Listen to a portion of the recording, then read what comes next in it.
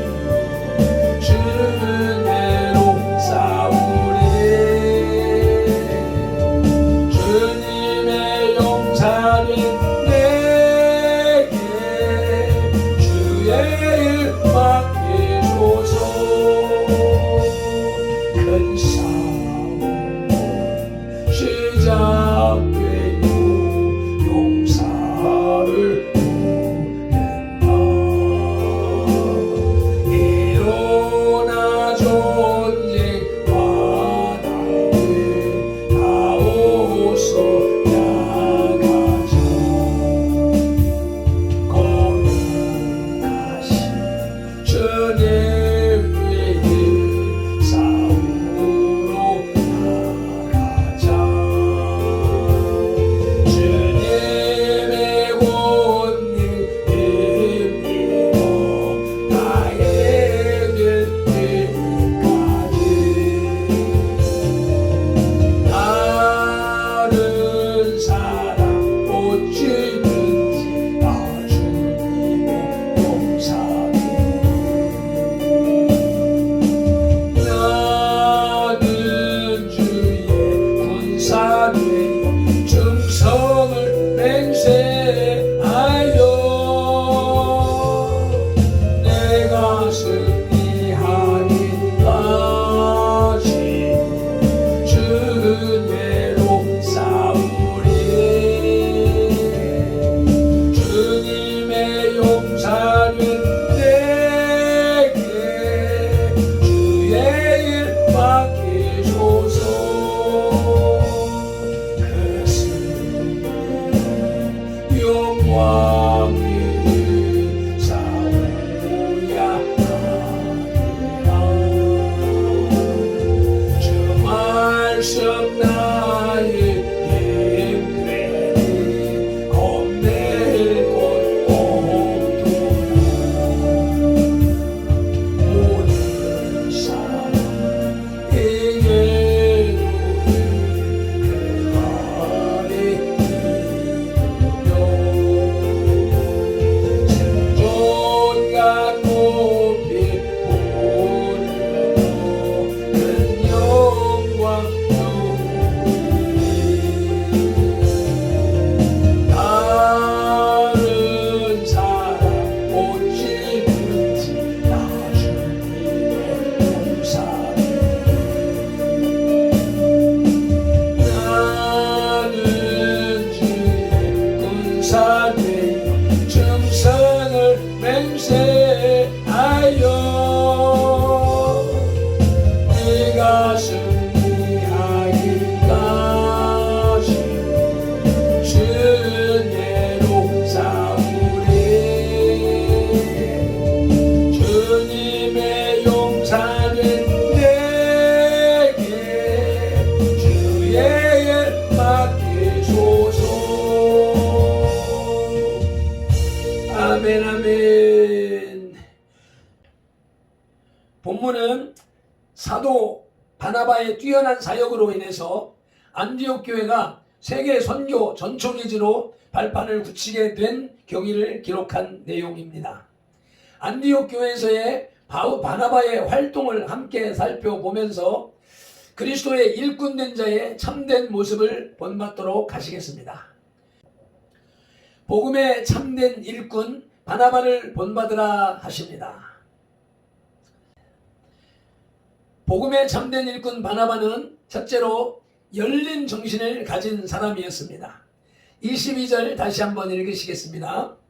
예루살렘 교회가 이 사람들의 소문을 듣고 바나바를 안디옥까지 보내니 환란으로 흩어졌던 평신도들로 인해서 자연 발생적으로 안디옥 교회가 세워져 흥왕한다는 소식을 들은 예루살렘 교회는 기둥 같은 바나바를 파송했습니다. 이는 초대교회가 이방지역 선교 계획을 확실한 하나님의 뜻으로 수용한 것을 말해 줍니다. 그러므로 바나바는 교회의 첫 해외 선교사가 된 셈입니다. 수많은 사도들 중에 그가 가장 열린 정신의 소유자였기에 그와 같은 교회의 결정을 받아들였을 것입니다.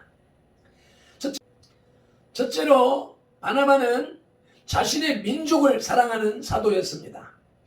가장 보수적인 가문인 레위 지파의 자손으로서 부유한 환경 속에서 성장했음에도 복음을 영접한 후 즉시 모든 재산을 예루살렘 교회에 헌납했습니다. 사도행전 4장 36절 37절의 내용입니다. 사실 바나바의 헌납이 있었기에 예루살렘 교회가 사회에서 교회로서의 권위와 면모를 갖추게 되었던 것입니다.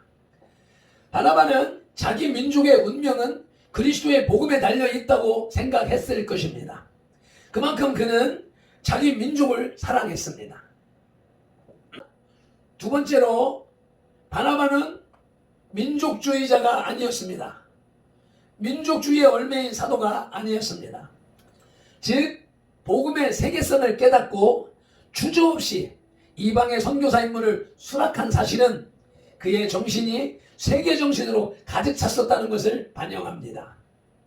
이와 같이 그는 안팎으로 마음과 정신이 열려 있었던 사도였습니다. 그는 그야말로 초대 예루살렘의 보수 신학과 바울 사도를 중심으로 한 혁신 신학 사이를 조화롭게 중재해 줄 만한 사도였던 것입니다. 사랑하는 성도의 지체 여러분, 역사는 바나바처럼 열린 마음, 열린 정신을 가진 사람에 의하여 기록되어집니다. 하나님도 열린 마음으로 그 아들을 우리에게 보내셨고 그리스도도 열린 정신을 소유했기에 하늘 보좌에 안주하지 않으시고 인간의 모습으로 이 세계에 오셨습니다. 그리고 교회는 복음 안에서 열린 정신을 가진 몇몇 사람들의 손으로 인해 발전하고 세계의 기둥 역할을 해오고 있습니다. 우리가 믿음으로 장차 도래할 하나님의 나라를 바라고 사는 존재들이라면서 나의 생활과 사상, 나의 고향과 민족에게만 집착하는 것은 부끄러운 일입니다. 복음에 잠든 일꾼 바나바는 둘째로 열린 눈을 가진 사람이었습니다. 열린 눈을 가진 사람은 첫째로 하나님의 섭리를 분별합니다. 23절입니다. 그가 이르러 하나님의 은혜를 보고 기뻐하여 모든 사람에게 굳건한 마음으로 주와 함께 머물러 있으라 권하니. 안디옥에 이른 바나바는 그곳에 흥황하는 복음의 역사가 일시적이거나 이단적이 아니라 분명히 하나님의 은혜임을 확신하고 기뻐했다고 합니다. 사실 예루살렘 교회는 안디옥의 소식에 의구심을 가졌을 것입니다. 왜냐하면 그들은 유대 본토 안에서의 베드로 사도의 이방인 고넬료 전도에도 반발했었는데 하물며 바다 건너 이방 세계에서 이름도 없는 평신도들로 인해서 복음이 역사한다는 사실은 더욱 용납하기 어려웠을 것입니다. 그래서 바나바로 하여금 일단 진위를 확인케 한 것이라고 추론할 수 있습니다. 그러므로 바나바의 판단 여하에 따라 안디옥 교회는 정통성을 인준받느냐 아니면 일시적인 사이비 집단이 되느냐 하는 기로에 서 있었던 것입니다. 바나바는 하나님의 섭리와 인간들의 일시적 감정을 분별할 수 있는 영적 통찰력의 소유자였기에 교회사의 가장 큰 매듭을 풀었습니다. 이는 그의 영혼의 눈이 땅의 허영으로 향하지 않고 늘 하나님께로 열려 있었으며 성령님과 항상 교제하고 있었다는 증거인 것입니다. 고린도전서 2장 13절로 16절 말씀을 우리 함께 합독하시겠습니다. 우리가 이것을 말하거니와 사람의 지혜가 가르칠 말로 아니하고 오직 성령께서 가르치신 것으로 하니 영적인 일은 영적인 것으로 분별하느니라. 육에 속한 사람은 하나님의 성령의 일을 받지 아니하나니 이는 그것들이 그에게는 어리석게 보이며 또 그는 그것들을 알 수도 없나니 그러한 일은 영적으로 분별되기 때문이라. 신령한 자는 모든 것을 판단하나 자기는 아무에게도 판단을 받지 아니하느니라. 누가 주의 마음을 알아서 주를 가르치겠느냐. 그러나 우리가 그리스도의 마음을 가졌느니라. 아멘. 열린 눈을 가진 사람은 두 번째로 인생들의 영혼을 돌봅니다. 24절 말씀 합독하시겠습니다. 바나바는 착한 사람이요 성령과 믿음이 충만한 사람이라. 이에 큰 무리가 주께 더하여지더라. 아멘. 바나바는 하나님의 섭리임을 확신하고는 불안해하는 안디옥 교회 성도들에게 23절에서 굳건한 마음으로 주와 함께 머물러 있으라 하고 위로 권면했습니다. 그와 같이 담임 목회자의 심정으로 안디옥 교회 성도들을 돌보았기에 큰 무리가 주께 더하여지더라고 했습니다.